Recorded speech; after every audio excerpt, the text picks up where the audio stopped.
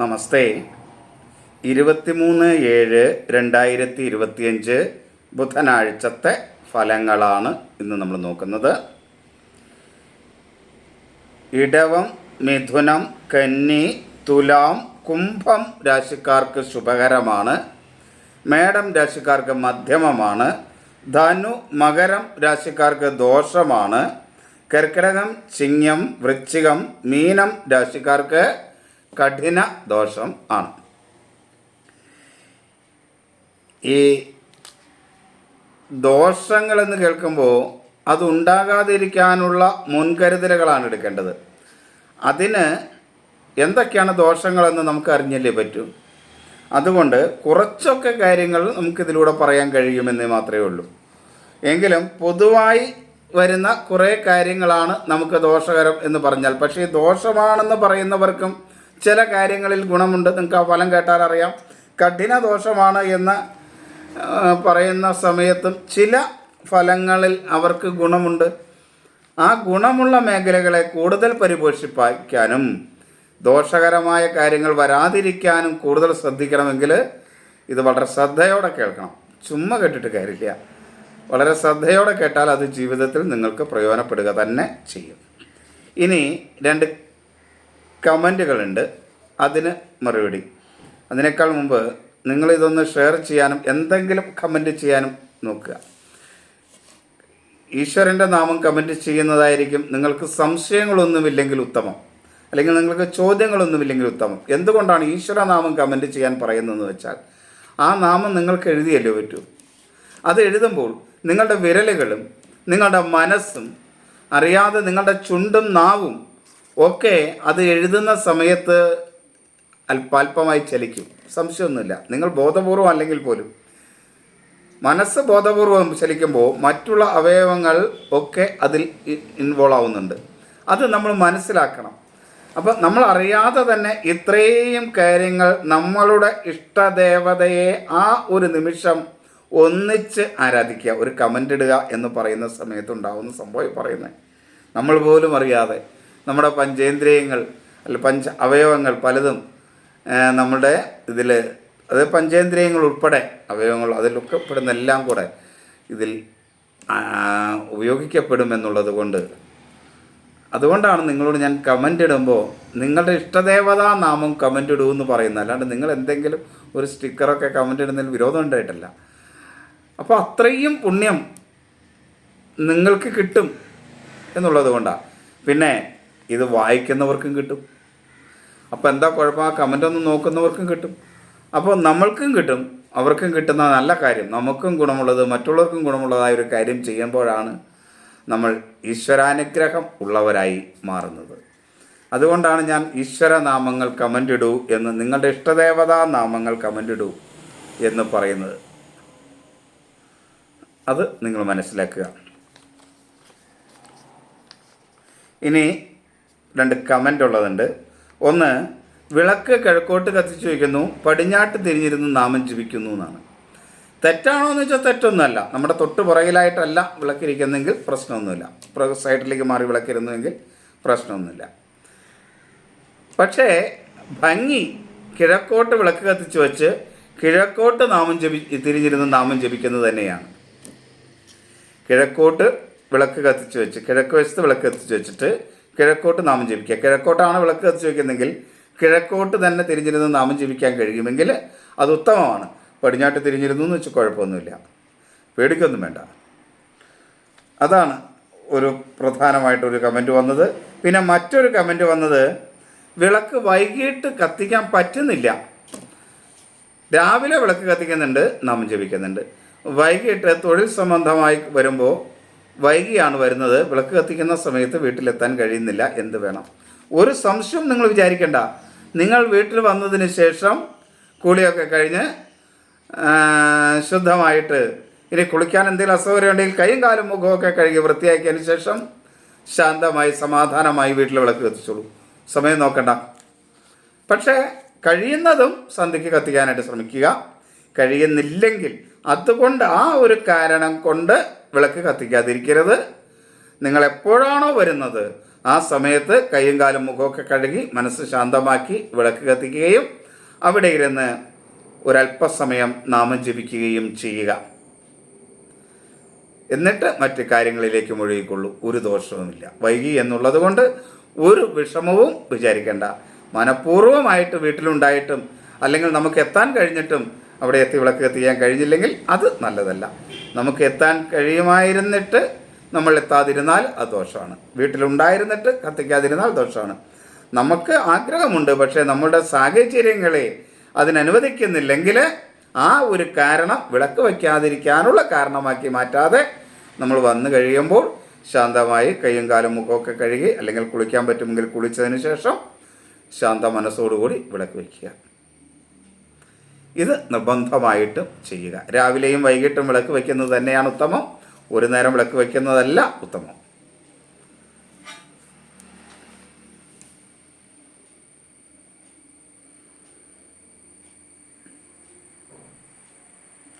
ഇതാണ് പ്രധാനപ്പെട്ട 2 കമൻറ്റുകൾ വന്നത്.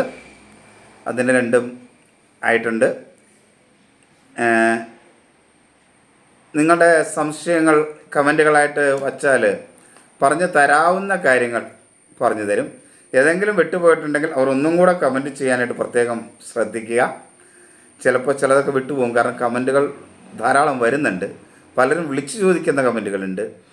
അപ്പോൾ ഇതെല്ലാം വിളിച്ചു ചോദിക്കുന്നവരോടും കമൻറ്റുകൾ അതും എല്ലാം ഞാൻ പരമാവധി ഒരു പോസ്റ്റായിട്ടൊക്കെ അല്ലെങ്കിൽ ഇതേപോലെ മറുപടി പറയേണ്ടതൊക്കെ അങ്ങനെ പറഞ്ഞു പോകുന്നുണ്ട്. അപ്പോൾ പരമാവധി നിങ്ങളുടെ സംശയങ്ങൾ കമൻ്റ് ഇടാനായിട്ട് ശ്രമിക്കുക. വിട്ടുപോയെങ്കിൽ എപ്പോഴെങ്കിലും ഒന്ന് വിളിച്ച് ഓർപ്പിക്കുകയോ അതല്ലെങ്കിൽ വീണ്ടും കമൻ്റ് ഇടുകയോ ചെയ്യുക. ആദ്യം ഒന്നും കൂടെ കമൻ്റ് ഇടുക. 2 പ്രാവശ്യം കമൻ്റായിട്ട് ഇട്ടതിന് ശേഷം കിട്ടിയില്ലെങ്കിൽ മാത്രമേ ഒന്ന് വിളിക്കാവൂ. കാരണം വിളിക്കുമ്പോൾ ചിലപ്പോൾ ഞാൻ തിരക്കിലാണെങ്കിൽ കോൾ എടുത്തില്ല എന്ന് വരുന്നുള്ളതുകൊണ്ടാണ്. അപ്പോൾ 1-2 പ്രാവശ്യം വിളിക്കേണ്ടി വരുന്ന അർത്ഥം അതാണ്. ഒരിക്കലും മനഃപൂർവ്വം കോൾ എടുക്കാതിരിക്കില്ല. ഒരു കാരണവശാലും മനഃപൂർവ്വം കോൾ എടുക്കാതിരിക്കില്ല. തിരക്കിലാണെങ്കിൽ ചിലപ്പോൾ 1-2 പ്രാവശ്യം വിളിക്കേണ്ടി വരാം എന്ന് മാത്രം. ഇനി നമുക്ക് ഫലത്തിലേക്ക് വരാം. മേടം രാശി. അശ്വതി, ഭരണി, കാർത്തിക ആദ്യ കാൽഭാഗം മേടം രാശി. മേടം രാശിക്ക് ഗുണദോഷ സമ്മിശ്രമായ ഒരു ദിവസമാണ്. കാര്യം ശനി 12-ലും കേതു 5-ലും 3-ൽ വ്യാഴമൊക്കെ സഞ്ചരിക്കുന്നുവെങ്കിൽ പോലും മേടം രാശിക്ക് ഗുണദോഷ സമ്മിശ്രമാണ്. ദോഷം എന്ന് പറയാൻ കഴിയുന്ന ഒരു ദിവസമായിരിക്കില്ല. അവർക്കൊരു ആത്മവിശ്വാസക്കുറവും അലസതയും ഒക്കെ ഉണ്ടാകുമെങ്കിലും ആരോഗ്യകാര്യത്തിലൊരു ശ്രദ്ധയൊക്കെ കൊടുക്കുന്നത് നല്ലതാണ്. എന്നാൽ അവരുടെ മനസ്സ് ബുദ്ധിയൊക്കെ നല്ല രീതിയിൽ പ്രവർത്തിക്കും. മാതൃപിതൃസ്ഥാനികരൊക്കെ അനുകൂലമായിരിക്കും. അഭിപ്രായ സ്ഥിരതയോടുകൂടി കാര്യങ്ങളൊക്കെ ചെയ്യാൻ കഴിയും. പക്ഷേ അലർജി സംബന്ധമായ അസുഖമുള്ളവർ ഒന്ന് ശ്രദ്ധിച്ചാൽ നന്നായിരിക്കും. സഹോദര സ്ഥാനീയർ അത്ര അനുകൂലമല്ല. ശത്രുക്കൾ മൂലമുള്ള ദോഷമുണ്ടാകും. കടബാധ്യത വർദ്ധിക്കും.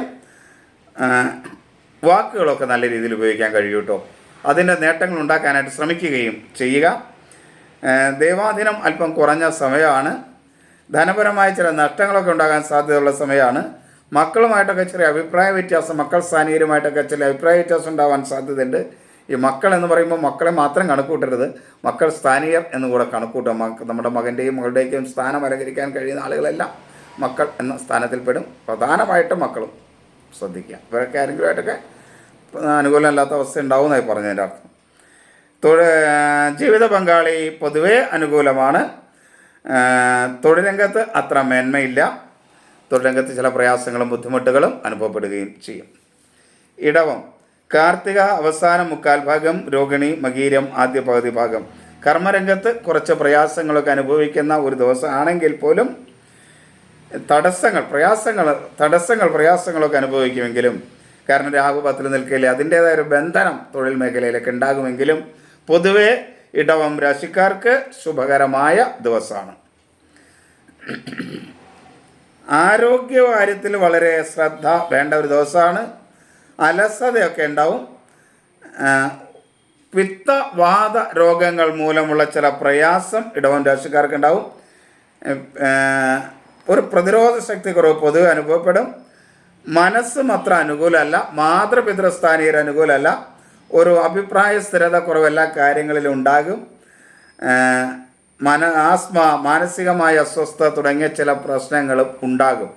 പൊതുവെ ശുഭകരമാണ്. അപ്പോൾ പിന്നെ ഈ പറഞ്ഞ ദോഷം പറഞ്ഞതോ എന്ന് ചോദിച്ചാൽ പൊതുവെ ആ ദിവസം നിങ്ങൾക്ക് ശുഭകരമായിരിക്കും. ഈ കാര്യങ്ങളൊക്കെ ശ്രദ്ധിച്ചാൽ ഇതിൽ നിന്ന് മാറ്റങ്ങൾ വരുത്തി നിങ്ങൾക്ക് ആ ദിവസത്തെ ശുഭകരമാക്കി മാറ്റാൻ കഴിയും എന്നാണ് ആ പറയുന്നതിൻ്റെ അർത്ഥം. അത് മനസ്സിലാക്കണം. സഹോദര സ്ഥാനീയരെ അത്ര അനുകൂലമല്ല. ശത്രുക്കൾ മൂലമുള്ള ദോഷമുണ്ടാകും. കടബാധ്യത വർദ്ധിക്കും. സുഹൃത്തുക്കൾ പോലും ചിലപ്പോൾ ശത്രുക്കളെ പോലെ പെരുമാറുന്നൊരു കാലഘട്ടമാണ്. ആ ദോഷം കൂടെ ഉണ്ടാവും. മുൻകോപത്തെ വളരെയധികം നിയന്ത്രിക്കണം. ബന്ധുക്കളും സുഹൃത്തുക്കളൊന്നും അത്ര അനുകൂലമായിരിക്കില്ല. എന്നാൽ ധനപരമായ നേട്ടങ്ങളുണ്ടാവും. തൊഴിൽ രംഗത്ത് പൊതുവെ അനുകൂലമായ സ്ഥിതി ഉണ്ടാവും. തൊഴിലാളികളിൽ നിന്നൊക്കെ നേട്ടങ്ങളുണ്ടാകും. പുതിയ സംരംഭങ്ങൾ ആരംഭിക്കാനൊക്കെ അനുകൂലമാണ്. പുതിയ കൂട്ടു സംരംഭങ്ങൾക്കൊക്കെ അനുകൂലമായ സമയമാണ്. അതേപോലെ ജീവിത പങ്കാളിയും മക്കളുമൊക്കെ പൊതുവെ അനുകൂലമായിരിക്കും. അതിൻ്റെ ഒരു മേന്മ കുടുംബത്തിലും മനസ്സിനുമൊക്കെ ഉണ്ടാകും. അത് ജാതകം കൂടെ അനുകൂലമാണെങ്കിലാണ്. ഇതല്ലെങ്കിൽ മധ്യമാവസ്ഥയിലേക്ക് എത്തും കേട്ടോ. അതുകൊണ്ട് ആ നേട്ടങ്ങളൊക്കെ ഉണ്ടാക്കിയെടുക്കാനായിട്ട് പരമാവധി ഒന്ന് ശ്രദ്ധിക്കുക. തൊഴിൽ രംഗത്തെ നേട്ടങ്ങളും ഉണ്ടാക്കാൻ ശ്രദ്ധിക്കണം. ഒരു കാരണവശാലും ലഹരി പദാർത്ഥങ്ങൾ ഉപയോഗിക്കരുത്. മിഥുനം, മകയിരം അവസാന പകുതി ഭാഗം, തിരുവാതിര പുണർദം ആദ്യ മുക്കാൽ ഭാഗം. മിഥുനം രാശിക്കും ശുഭകരമായ ദിവസം തന്നെയാണ്. ജന്മത്തിൽ വ്യാഴമാണ്. കണ്ടകശനി 10ൽ ശനിയാണ്. കണ്ടകശനിയാണ്. കർമ്മഭാവത്തിലെ ശനിയാണ്. രാഹു 9ലാണ്. ഭാഗ്യഹീന. ഇങ്ങനെയൊക്കെ ആണെങ്കിലും ഈ ദിവസം മിഥുനക്കൂറുകാർക്ക് ശുഭകരം തന്നെയായിരിക്കും. ആരോഗ്യകാര്യത്തിൽ ഒരു ശ്രദ്ധ കൊടുക്കണം. മരുന്നൊക്കെ കഴിക്കുന്നവർ അതൊക്കെ വേണ്ട രീതിയിൽ കഴിക്കുകയൊക്കെ ചെയ്യണം. ആരോഗ്യകാര്യത്തിൽ ഒരു ശ്രദ്ധ വേണം. പ്രത്യേകിച്ച് വാദസംബന്ധമായ അസുഖമുള്ളവർ പ്രത്യേകം ശ്രദ്ധിക്കണം. പിത്തത്തിൻ്റെ അസുഖമുള്ളവർ ശ്രദ്ധിക്കണം. പൊതുവെ ഒരു പ്രതിരോധ ശക്തി കുറവൊക്കെ ഉണ്ടാവും. നേത്രരോഗം ഉള്ളവർ ശ്രദ്ധിക്കുക. മനസ്സ് ബുദ്ധിയൊക്കെ അനുകൂലമായിരിക്കും. മാതൃസ്ഥാനീയർ അനുകൂലമായിരിക്കും. അഭിപ്രായ സ്ഥിരതയോട് കാര്യങ്ങളൊക്കെ ചെയ്യാനായിട്ട് കഴിയും. സഹോദര സ്ഥാനീയർ അനുകൂലമാണ്. ശത്രുക്കൾ മൂലമുള്ള ദോഷം കുറയുന്ന സമയമാണ്. കടബാധ്യത കുറയുന്ന സമയമാണ്. മറ്റുള്ളവരുമായിട്ടുള്ള സൗഹൃദ ബന്ധങ്ങൾ, പുതിയ സൗഹൃദങ്ങൾ സ്ഥാപിക്കാൻ കഴിയുന്ന കാലഘട്ടമാണ്.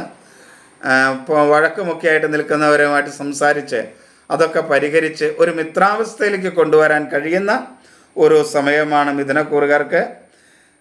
ബന്ധുക്കളും സുഹൃത്തുക്കളൊക്കെ അനുകൂലമാണ്. വാക്കുകൾ നല്ല രീതിയിൽ ഉപയോഗിക്കാൻ കഴിയും. ധനപരമായ ചെറിയ നഷ്ടങ്ങൾ ഉണ്ടാകാൻ സാധ്യതയുണ്ട്. എങ്കിലും ജീവിത പങ്കാളി അനുകൂലമാണ്. മക്കൾ സ്ഥാനീയരുമായിട്ട് ചെറിയ അഭിപ്രായ വ്യത്യാസങ്ങളൊക്കെ ഉണ്ടാകാം. തൊഴിൽ രംഗത്തും അത്ര അനുകൂലം അല്ല. ഇനി കർക്കിടകം രാശി, കഠിനദോഷമായ സമയമാണ്. വളരെ ശ്രദ്ധിക്കേണ്ട ഒരു ദിവസമാണ്. പൊതുവെ അവർക്ക് ദൈവാധീനം ഒട്ടുമില്ല. വ്യാഴം 12ൽ സഞ്ചരിച്ചു കൊണ്ടിരിക്കുന്ന കാലമാണ്. 8ൽ രാഹുവാണ്. 9ൽ ശനിയാണ്. 2ൽ കേതുവാണ്. ഈ കാലഘട്ടമേ അവർക്ക് ചാരവശാൽ അനുകൂലമല്ല. അങ്ങനെ അനുകൂലമല്ലാത്ത ഒരു ദിവസമാണ്. അപ്പോൾ കഠിന ദോഷം കൂടെ വരുമെങ്കിൽ വളരെ ശ്രദ്ധ ഈ ദിവസം കൊടുക്കണം. എന്ന് പറഞ്ഞാൽ തൻ്റെ കർമ്മമണ്ഡലങ്ങളിലൊന്നും പ്രവർത്തിക്കാതിരിക്കണം എന്നല്ല ഈ പറഞ്ഞതിൻ്റെ അർത്ഥം. നമ്മുടെ പ്രവൃത്തി ഭഗവാനിൽ സമർപ്പിച്ചുകൊണ്ട് നമ്മൾ നന്നായി ചെയ്യാനായിട്ട് ശ്രമിക്കുക. വളരെ ശ്രദ്ധയോടെ ചെയ്യാനായിട്ട് ശ്രമിക്കുക എല്ലാ കാര്യങ്ങളും. അതാണ് വേണ്ടത് ഈ സമയദോഷം എന്നൊക്കെ പറയുന്നത്. അതുകൊണ്ടാണ് നമ്മുടെ ആചാര്യന്മാർ അതിനു വേണ്ടിയാണ് ഈ ശാസ്ത്രങ്ങളെയൊക്കെ നമുക്ക് തന്നിട്ടുള്ളത്. അത് അതേ ദൃഷ്ടിയിലൂടെ കണ്ടാൽ ആണ് നമുക്കത് ജീവിതത്തിൽ പ്രയോജനപ്പെടുത്താൻ കഴിയും. അത് മനസ്സിലാക്കണം. അതിനെ ആ രീതിയിൽ കാണുന്നവർക്ക് അത് പ്രയോജനപ്പെടുത്താൻ കഴിയുന്നുണ്ട്. അന്ധവിശ്വാസമാണെന്നൊക്കെ പലരും പറയും. പക്ഷെ അവരുടെ കാര്യത്തിൽ അവർ ഇത് ഭംഗിയായി ഫോളോ ചെയ്യുന്നവരായിരിക്കും എന്നുകൂടെ നിങ്ങൾ മനസ്സിലാക്കണം. നിങ്ങളുടെ ചുറ്റുപാടും അന്ധവിശ്വാസം എന്നൊക്കെ പറയുന്നവരെ ഒന്ന് ശ്രദ്ധിച്ചാൽ ഈ കാര്യം സത്യമാണോ എന്ന് അറിയാം. എനിക്ക് ഒരുപാട് അനുഭവങ്ങൾ എൻ്റെ ജീവിതത്തിൽ നേരിട്ടുള്ളതായതുകൊണ്ടാണ് ഇത് പറയുന്നത്. പക്ഷേ വ്യക്തികളെ ഒന്നും പറയാൻ എനിക്ക് പറ്റില്ല. അത് കാരണം അത് എൻ്റെ തൊഴിലിനെ ബാധിക്കുന്ന കാര്യമാണ്. അതുകൊണ്ട് അതൊന്നും പറയില്ല. പക്ഷേ ഇത് അനുഭവം നിങ്ങളിത് മനസ്സിലാക്കുക. നിങ്ങൾ തന്നെ സ്വയം നിരീക്ഷിക്കുക, മനസ്സിലാക്കുക. കർക്കിടകക്കൂറുകാരെ സംബന്ധിച്ചിടത്തോളം ആത്മവിശ്വാസക്കുറവ്, അലസത, എല്ലാ കാര്യത്തിലും ഒരു സംശയമൊക്കെ ഉണ്ടാവും. മനസ്സ് ബുദ്ധി അനുകൂലമല്ല. ഒരു അഭിപ്രായ സ്ഥിരത ഉണ്ടാവില്ല. മാനസികമായ അസ്വസ്ഥതയുള്ളവർ വളരെയധികം ശ്രദ്ധിക്കണം. അലർജി രോഗങ്ങളുണ്ടാവും. സഹോദര സ്ഥാനീയർ അനുകൂലമല്ല. കടബാധ്യത, ശത്രുക്കൾ മൂലമുള്ള ദോഷം, മറ്റുള്ളവരുമായുള്ള കലഹം വളരെ ശ്രദ്ധിക്കേണ്ട കാര്യമാണത്. വാക്കുകൾ ആവശ്യമില്ലാതെ ഉപയോഗിക്കരുത്. എവിടെയെങ്കിലും ചെന്ന് ആവശ്യമില്ലാത്ത അഭിപ്രായങ്ങൾ പറയരുത്. പല നഷ്ടങ്ങളും അതുകൊണ്ടൊക്കെ ഉണ്ടാവും. അതൊക്കെ വരാതിരിക്കാൻ പ്രത്യേകം ശ്രദ്ധിക്കണം. ബന്ധുക്കളും സുഹൃത്തുക്കളും ഒന്നും അനുകൂലമല്ല. ധനപരമായ നഷ്ടങ്ങളുണ്ടാവും. ജീവിത പങ്കാളി ഒരു പരിധി വരെയൊക്കെ അനുകൂലമായിരിക്കും. അത്ര അനുകൂലമെന്ന് പറയാനും കഴിയില്ല. എങ്കിലും മക്കളും അനുകൂലമല്ല. കുടുംബത്തിലൊരു സ്വസ്ഥതക്കുറവ് പൊതുവേ കുറയുന്ന ഒരു സമയമാണ്. തൊഴിൽ രംഗത്ത് അത്ര നേട്ടമൊന്നുമില്ല. ഒരു കാരണവശാലും ലഹരി പദാർത്ഥങ്ങൾ ഉപയോഗിക്കരുത് ഈ കാലഘട്ടത്തിൽ. ഈ കാലഘട്ടം അതിന് അനുയോജ്യമല്ല. ചിങ്ങം, മകം, പൂരം, ഉത്രം, ആദ്യകാൽ ഭാഗം. ചിങ്ങക്കൂറുകാർക്കും കഠിന ദോഷമാണ്. 8 ശനിയാണ്. ജന്മത്തിൽ കേതുവാണ്. അപ്പോൾ ഇതിൻ്റെയൊക്കെ ഒരു ബുദ്ധിമുട്ടുകൾ ഉണ്ടാകും. ആരോഗ്യ പ്രശ്നങ്ങളൊക്കെ ശ്രദ്ധിക്കേണ്ട കാലഘട്ടമാണ്. വാദസംബന്ധമായ അസുഖമുള്ളവർ പ്രത്യേകം ശ്രദ്ധിക്കേണ്ട ഒരു സമയമാണ് ഈ ദിവസം. അതേപോലെ ഒരാത്മവിശ്വാസക്കുറവും അലസതയും ഒക്കെ ഉണ്ടാകും. ഒന്നും വേണ്ട രീതിയിൽ ചെയ്യാൻ തോന്നില്ല. എന്നാൽ മനസ്സ് ബുദ്ധിയൊക്കെ വേണ്ട രീതിയിൽ പ്രവർത്തിക്കുകയും ചെയ്യും. പക്ഷെ ശരീരത്തിൻ്റെ ഒരു കെൽപ്പ് കുറവ്, മനസ്സ് ആഗ്രഹിക്കുന്ന പോലെ കാര്യങ്ങളെ എത്തിക്കാൻ കഴിഞ്ഞെന്ന് വരില്ല. മാതൃസ്ഥാനീയർ അനുകൂലമാണെങ്കിലും പിതൃസ്ഥാനീയർ അത്ര അനുകൂലമായിരിക്കില്ല. മേലുദ്യോഗസ്ഥരും തൊഴിൽരംഗത്ത് അത്ര അനുകൂലമല്ല. സഹോദര സ്ഥാനീയർ അനുകൂലമല്ല. ശത്രുക്കൾ മൂലമുള്ള ദോഷമുണ്ടാകും. കടബാധ്യത വർദ്ധിക്കും. മറ്റുള്ളവരുമായി കലഹമൊക്കെ ഉണ്ടാകാനുള്ള ഒരു സാധ്യതയുണ്ട്. വാക്കുകളെ വളരെ നിയന്ത്രിക്കണം. ആവശ്യമില്ലാത്തിടത്ത് പോയി അഭിപ്രായം രേഖപ്പെടുത്തരുത്. അതേപോലെ കൂട്ടം കൂടിയിരിക്കുന്ന കാര്യങ്ങളിൽ അങ്ങനെ ഇരിക്കുന്ന ഒരു സ്വഭാവം അതൊക്കെ ഒന്ന് ഒഴിവാക്കണം. ചുമ്മാ തമാശയ്ക്ക് വർത്തമാനം പറഞ്ഞിരിക്കാൻ കഴിയുന്ന ഒരു സമയമല്ല ഈ ദിവസങ്ങൾ ഈ ദിവസം എന്ന് മനസ്സിലാക്കുക. അതൊക്കെ ഒന്ന് ഒഴിവാക്കാനായിട്ട് പ്രത്യേകം ശ്രമിക്കുക. വാക്കുകൾ വളരെ നിയന്ത്രിക്കണം. ബന്ധുക്കളും സുഹൃത്തുക്കളും ഒന്നും അനുകൂലമല്ലാത്ത ദിവസമാണ്. ഈ ബന്ധുക്കളും സുഹൃത്തുക്കളൊക്കെ അനുകൂലമല്ല എന്ന് പറയുമ്പോൾ അവരുമായിട്ട് കൂട്ടുകൂടിയിരിക്കുന്ന അവസ്ഥയൊക്കെ ഉള്ളതെന്നൊക്കെ ഒഴിവാക്കിയെടുക്കുക. അങ്ങനെയൊക്കെ ചെയ്താൽ മാറ്റം വരും. അതിനാണിതൊക്കെ, അതും മനസ്സിലാക്കണം. അങ്ങനെ ഒഴിവാക്കുക. കൂട്ടം കൂടുന്നതൊക്കെ ഒഴിവാക്കുക. അതേപോലെ തൊഴിൽ രംഗത്ത് തൊഴിലാളികളുമായിട്ടൊന്നും അത്ര അനുകൂലമായിരിക്കില്ല. സഹപ്രവർത്തകർ അനുകൂലമല്ല. മേലുദ്യോഗസ്ഥർ അനുകൂലമല്ല. ഒരു കാരണവശാലും ലഹരി പദാർത്ഥങ്ങൾ ഉപയോഗിക്കരുത് ചിങ്ങക്കൂറുകാർ. കന്നി, ഉത്രം അവസാന 3/4 ഭാഗം, അത്തം ചിത്തിര ആദ്യ പകുതി ഭാഗം. കന്നിക്കൂറുകാർക്ക് ഗുണകരമായ ദിവസമാണ്. ശുഭമാണ്, ഗുണകരമായ ദിവസമാണ്. 7-ൽ ശനിയും 10-ൽ വ്യാഴവും 12-ൽ കേതുവുമൊക്കെ സഞ്ചരിക്കുന്ന ഒരു കാലഘട്ടമാണ്. കാലഘട്ടം നോക്കി അത്ര മേന്മയൊന്നുമല്ല. എങ്കിലും ഈ ദിവസം ശുഭകരം തന്നെയാണ്. ആരോഗ്യകാര്യത്തിൽ മേന്മയുണ്ടാകും. ആത്മവിശ്വാസത്തിലെ കാര്യങ്ങളൊക്കെ ചെയ്യാനായിട്ട് കഴിയും.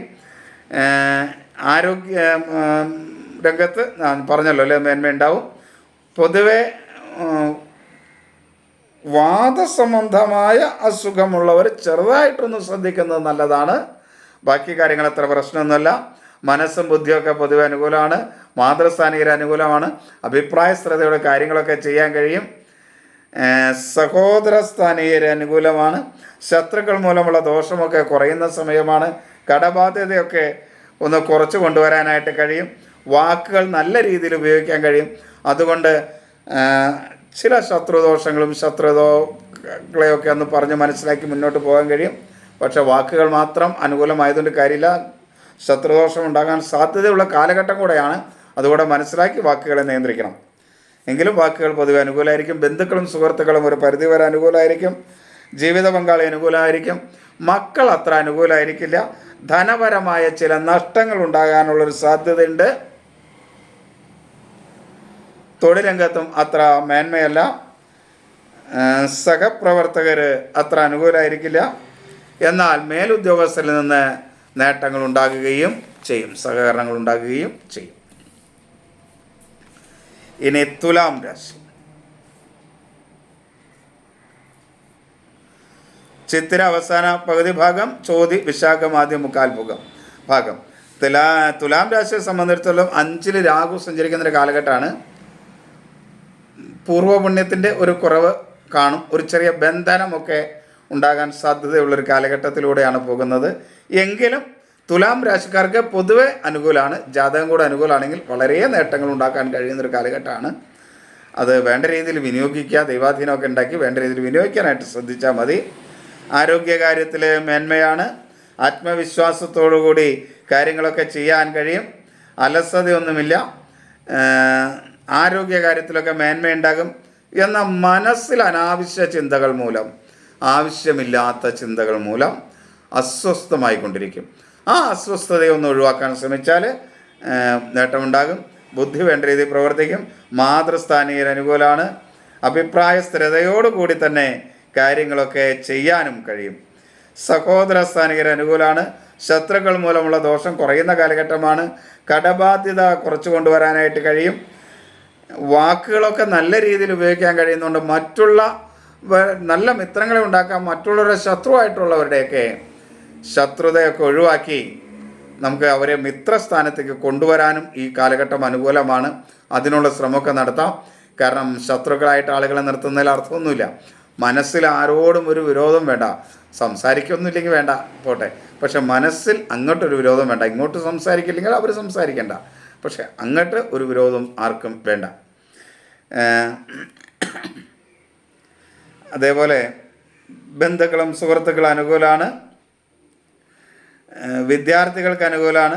പുതിയ പഠന കാര്യങ്ങളൊക്കെ, പുതിയ കോഴ്സുകളൊക്കെ എടുക്കാനായിട്ട് അനുകൂലമായ സമയമാണ്. തൊഴിൽ രംഗത്ത് നേട്ടങ്ങൾ ഉണ്ടാക്കാൻ കഴിയുന്ന സമയമാണ്. പുതിയ സംരംഭങ്ങൾ ആരംഭിക്കാൻ കഴിയുന്ന സമയമാണ്. അതേപോലെ പുതിയ തൊഴിലവസരങ്ങൾ ലഭിക്കുന്ന ഒരു സമയമാണ്. മക്കളും ജീവിത പങ്കാളിയുമൊക്കെ അനുകൂലമാണ്. ധനപരമായ നേട്ടങ്ങളും ഉണ്ടാക്കാൻ കഴിയും. പ്രണയ കാര്യങ്ങളിൽ ഒന്ന് ശ്രദ്ധിക്കുന്നത് വളരെ നന്നായിരിക്കും. തുലാം രാശിക്കാർക്ക് ഇപ്പോൾ പ്രണയ കാര്യങ്ങളിൽ ചില തടസ്സങ്ങൾ, ചില പ്രയാസങ്ങളൊക്കെ വരാൻ സാധ്യതയുള്ള കാലഘട്ടമാണ്. അതുകൊണ്ട് അത് വളരെ കരുതലോടെ കൈകാര്യം ചെയ്യേണ്ട ഒരു കാര്യമാണ് തുലാം രാശിക്കാരെ സംബന്ധിച്ചിടത്തോളം പ്രണയ കാര്യങ്ങൾ. വൃശ്ചികം, വിശാഖം അവസാന കാൽഭാഗം, അനിഴം തൃക്കേട്ട. വൃശ്ചികൻ രാശിക്കാർക്ക് ഒട്ടും അനുകൂലമല്ല. 4 രാഹു, 5 ശനി, 8 വ്യാഴം, 10 കേതു ഒക്കെ സഞ്ചരിക്കുന്ന ഒരു കാലഘട്ടമാണ്. ഈ കാലഘട്ടമേ അനുകൂലമല്ല. അപ്പോൾ ഈ ദിവസം കൂടെ അനുകൂലമല്ലെങ്കിൽ പ്രത്യേകം ശ്രദ്ധിക്കുക, ദോഷങ്ങൾ വരാതിരിക്കാനായിട്ട്. ആത്മവിശ്വാസക്കുറവ്, അലസത, ആരോഗ്യ പ്രശ്നങ്ങൾ, പൊതുവെ ഒരു പ്രതിരോധ ശക്തി കുറവ്, ക്ഷീണം ഒക്കെ അനുഭവപ്പെടും. മനസ്സും അനുകൂലമല്ല. ബുദ്ധി വേണ്ട രീതിയിൽ പ്രവർത്തിക്കില്ല. മാതൃപിതൃസ്ഥാനീയർ അനുകൂലമല്ല. അതേപോലെ ഒന്നിനോടും ഒരു താല്പര്യം ഉണ്ടാവില്ല. ഒരഭിപ്രായ സ്ഥിരത ഉണ്ടാവില്ല. ആസ്മ, മാനസികമായ അസ്വസ്ഥത, ഉദര രോഗങ്ങളൊക്കെ ഉള്ളവർ ശ്രദ്ധിക്കണം. ബന്ധുക്കളും സുഹൃത്തുക്കളും അനുകൂലമല്ല. വാക്കുകൾ വളരെ മോശമായിരിക്കും മറ്റുള്ളവർ മനസ്സിലാക്കുന്നത്, നമ്മൾ പറയുന്നത്, വൃശ്ചികക്കാർ പറയുന്നത്. അത് വളരെയധികം ശ്രദ്ധിക്കണം. വിദ്യാർത്ഥികൾക്ക് അനുകൂലമല്ല. അശ്രദ്ധ മൂലമുണ്ടാകുന്ന ഓർമ്മക്കുറവ് വളരെയധികം നഷ്ടങ്ങൾ ഉണ്ടാക്കുന്ന ഒരു സമയമാണ്.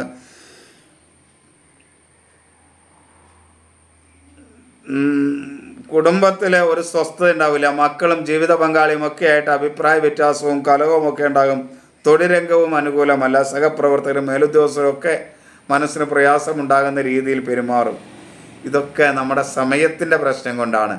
ഈ സമയം കുറച്ച് നാൾ കഴിയുമ്പോൾ അങ്ങനെ മാറും എന്ന് വൃശ്ചികക്കാർ മനസ്സിലാക്കുക കേട്ടോ. ഇപ്പോഴത്തെ പ്രയാസമൊക്കെ ഉണ്ടാവും, അത് സാരില്ല.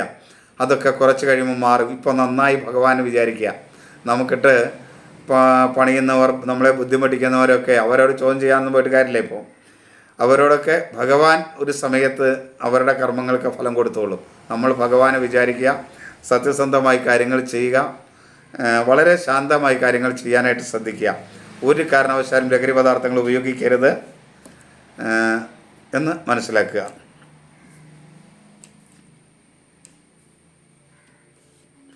ഇനി ധനു, മൂലം, പൂരാടം, ഉത്രാടം ആദ്യ കാൽഭാഗം.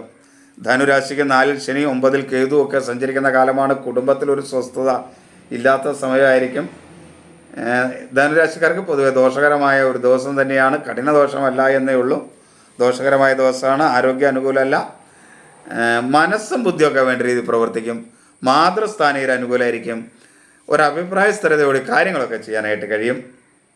എന്നാൽ പൊള്ളലൊക്കെ ഏൽക്കാതിരിക്കാൻ പ്രത്യേകം ശ്രദ്ധിക്കണം. സഹോദര സ്ഥാനീയർ അത്ര അനുകൂലമല്ല. ശത്രുക്കൾ മൂലമുള്ള ദോഷമുണ്ടാകും, കടബാധ്യത വർദ്ധിക്കും, മറ്റുള്ളവരുമായൊക്കെ കലഹം ഉണ്ടാകാനുള്ളൊരു സാധ്യതയുണ്ട്.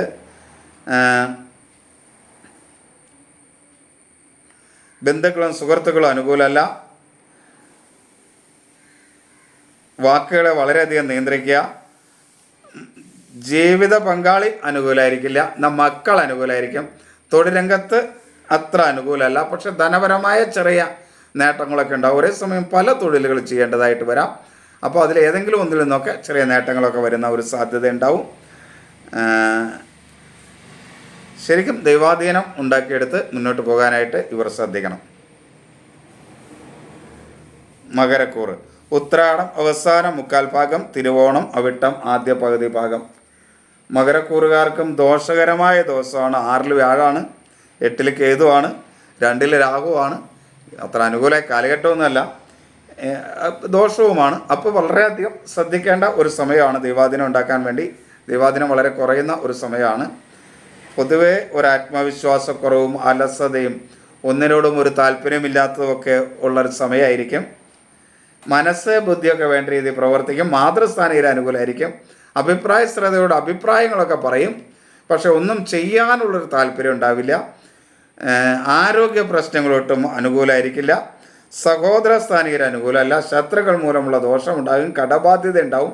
അപകടങ്ങൾ ഉണ്ടാകാതിരിക്കാനായിട്ട് പ്രത്യേകം ശ്രദ്ധിക്കണം. വാക്കുകൾ വളരെ നിയന്ത്രിക്കണം. ആവശ്യമില്ലാത്ത കാര്യങ്ങൾ പറയാതിരിക്കുക. എന്തെങ്കിലും ഒരു പ്രശ്നം കണ്ടാൽ അവിടെ എന്താണെന്ന് അന്വേഷിച്ച് പോകാതിരിക്കുക. നമ്മുടെ ആവശ്യമുണ്ടെങ്കിൽ നമ്മളെ വിളിക്കുമല്ലോ, അപ്പം അങ്ങോട്ട് ചെന്നാൽ മതി. ആവശ്യമില്ലാതെ ചെന്ന് അഭിപ്രായം പറഞ്ഞ് ആ പ്രശ്നത്തിൻ്റെ മുഴുവൻ ഉത്തരവാദിത്വവും സ്വന്തം തലയിൽ ചുമക്കേണ്ട അവസ്ഥ ഉണ്ടാകാതിരിക്കാനായിട്ട് മകരക്കൂറുകാർ ശ്രദ്ധിക്കേണ്ട ഒരു കാലഘട്ടമാണ്. ധനപരമായി ഒട്ടും അനുകൂലമല്ല, എന്നാൽ ജീവിത പങ്കാളി അനുകൂലമാണ്. തൊഴിൽ രംഗത്ത് നേട്ടങ്ങളൊക്കെ ഉണ്ടാകുകയും ചെയ്യും. ഒരു കാരണവശാലും ലഹരി പദാർത്ഥങ്ങൾ ഉപയോഗിക്കരുത്. കുംഭം: അവിട്ടം അവസാന പകുതി ഭാഗം, ചതയം പൂരുരുട്ടാതി ആദ്യ മുക്കാൽ ഭാഗം. കുംഭൻ രാശിക്കാർക്ക് ഗുണകരമായ ദിവസമാണ്. ജന്മത്തിൽ രാഹുവും 2 ശനിയും 7 കേതുവും ഒക്കെ ആണെങ്കിലും കുംഭൻ രാശിക്കാർക്ക് ഈ ദിവസം അനുകൂലമാണ്. ആരോഗ്യകാര്യങ്ങളിൽ അനുകൂലമാണ്. ആത്മവിശ്വാസത്തോടെ കാര്യങ്ങളൊക്കെ ചെയ്യാൻ കഴിയും. എന്നാൽ മനസ്സ് അത്ര അനുകൂലമല്ല. അനാവശ്യമായ ചിന്തകൾ മൂലം മനസ്സ് ഇങ്ങനെ വീർപ്പുമുട്ടിയിരിക്കുന്നൊരവസ്ഥ ഉണ്ടാവും. അത് ഒഴിവാക്കാൻ ശ്രമിക്കുക. മാതൃസ്ഥാനീയർ അനുകൂലമല്ല, എന്നാൽ പിതൃസ്ഥാനീയരൊക്കെ അനുകൂലമായിരിക്കും. ഒരഭിപ്രായ സ്ഥിരതയോട് കാര്യങ്ങൾ പറയാൻ ഇത്തിരി ബുദ്ധിമുട്ടുള്ളൊരു ദിവസമായിരിക്കും. സഹോദര സ്ഥാനീയർ അനുകൂലമല്ല. ശത്രുക്കൾ മൂലമുള്ള ദോഷമുണ്ടാകും, കടബാധ്യത വർദ്ധിക്കും. വാക്കുകളൊക്കെ നല്ല രീതിയിൽ ഉപയോഗിക്കാനായിട്ട് കഴിയും. ബന്ധുക്കളും സുഹൃത്തുക്കളും ഒരു പരിധിവരെ അനുകൂലമായിരിക്കും. ജീവിത പങ്കാളി മക്കളുമൊക്കെ അനുകൂലമായിരിക്കുന്നവരുടെ കുടുംബത്തിലൊരു സ്വസ്ഥതയും സമാധാനവും ഒക്കെ ഉണ്ടാവും. ധനപരമായ നേട്ടങ്ങൾ ഉണ്ടാക്കാൻ കഴിയുന്നൊരു കാലഘട്ടമാണ്. തൊഴിൽ രംഗത്ത് ചില തടസ്സങ്ങളൊക്കെ ഉണ്ടെങ്കിലും ചിലപ്പോൾ ഈ ദിവസം ഒന്നിൽ കൂടുതൽ തൊഴിലുകൾ ചെയ്യാനുള്ള അവസരം ഉണ്ടാകുകയും അതിൽ നിന്ന് ചെറിയ ധന നേട്ടങ്ങളൊക്കെ ഉണ്ടാകുകയും ചെയ്യും. ഒരു കാരണവശാലും ലഹരി പദാർത്ഥങ്ങൾ ഉപയോഗിക്കാതിരിക്കാൻ പ്രത്യേകം ശ്രദ്ധിക്കുക.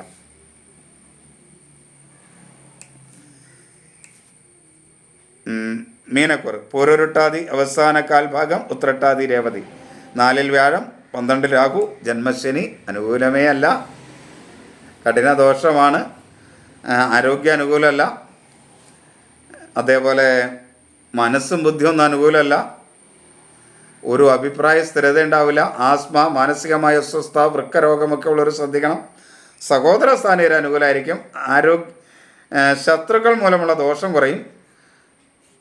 എന്നാൽ വാക്കുകൾ അത്ര അനുകൂലമായിരിക്കില്ല. മറ്റുള്ളവർ പറയുന്നത് ശരിയായ അർത്ഥത്തിലായിരിക്കില്ല. മറ്റുള്ളവർ കേൾക്കുക, മനസ്സിലാക്കുക, അതിൻ്റെ ഒരു ബുദ്ധിമുട്ടൊക്കെ ഉണ്ടാവും. ബന്ധുക്കളും സുഹൃത്തുക്കളും അനുകൂലമല്ല. ധനപരമായ കാര്യങ്ങൾ അനുകൂലമല്ല. ജീവിത പങ്കാളി കുറച്ച് മാത്രം അനുകൂലമായിരിക്കും. വലിയ അനുകൂലതയൊന്നും പ്രതീക്ഷിക്കരുത്. തൊഴിൽ രംഗത്തും ഒട്ടും അനുകൂലമല്ല. ലഹരി പദാർത്ഥങ്ങൾ ഒരു കാരണവശാലും മീനക്കൂറുകാർ ഉപയോഗിക്കരുത്.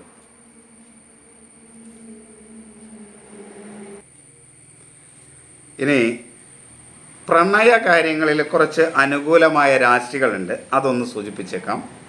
മേടം, കന്നി, ധനു രാശികൾ പ്രണയ കാര്യങ്ങളിൽ കുറച്ച് അനുകൂലതയുള്ള രാശികളാണ്. അപ്പോൾ അതിൽ തന്നെ ഭരണി, അത്തം, മൂലം, പുരാടം നക്ഷത്രക്കാർക്ക് പ്രണയ കാര്യങ്ങളിൽ കുറച്ച് മേന്മയുള്ള കാലഘട്ടമാണ്. എന്ന് പറഞ്ഞാൽ വലിയ ദോഷങ്ങളൊന്നും ഈ കാര്യത്തിൽ ചെയ്യാത്ത ഒരു ദിവസമായിരിക്കും ഇത് എന്നർത്ഥം. ദിവസമായിരിക്കും ഇത് എന്നർത്ഥം. കാലഘട്ടം എന്നല്ല, ഈ ദിവസം ആയിരിക്കും എന്ന് മനസ്സിലാക്കുക. എല്ലാവരെയും ഈശ്വരൻ അനുഗ്രഹിക്കട്ടെ എന്ന് പ്രാർത്ഥിക്കുന്നു. എല്ലാവർക്കും നമസ്തേ.